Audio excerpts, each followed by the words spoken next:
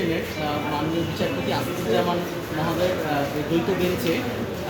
আবরারের হত্যাকাণ্ডকে কেন্দ্র করে একটি রিট পিটিশন দাখিল করা হয়েছিল এবং সেই রিট পিটিশনের শুনানি আনতে আমাদের মাননীয় হাইকোর্ট ডিভিশন একটি আদেশ প্রদান করেছেন, এই মর্মে একটি রুল জারি করেছেন এবং একটি অন্তর্বর্তীকালীন আদেশও প্রদান করেছেন। রুলটি জারি করা হয়েছে এই মর্মে যে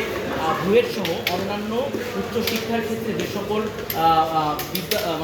বিশ্ববিদ্যালয়গুলো প্রতিষ্ঠানগুলো রয়েছে সেখানে কেন ছাত্রছাত্রীদের এই শিক্ষা কার্যক্রম পরিচালনার ক্ষেত্রে নিরাপদ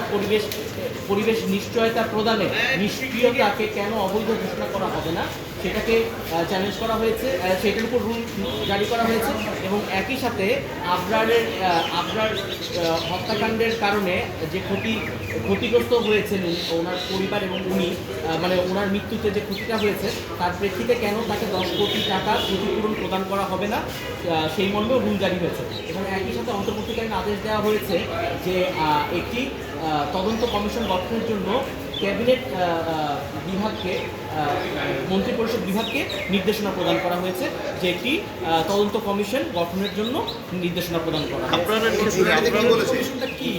তদন্তকে যে এই আবরারের ঘটনাটার সময় এই টর্চার যে হয়েছে এবং সেই প্রেক্ষিতে যে কোনো ওই সময় যে কোনো ব্যবস্থা কার ফেইলিয়ার ছিল এবং ওই সময় যে ওই নিরাপত্তা নিশ্চিতে যে ব্যর্থ হয়েছে সেইগুলো দেখার জন্যই ওই তদন্ত কমিশনটা গঠনের জন্য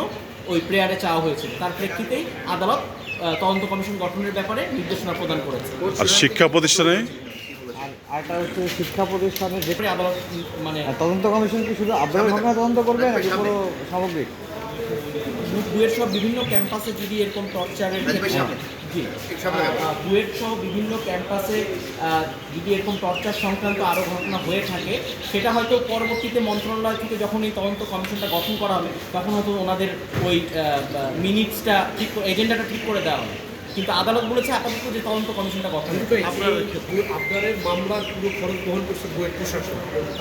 প্রিয় নাম্বার সেট করে বিকাশে সেন্ড মানি করুন ফ্রি।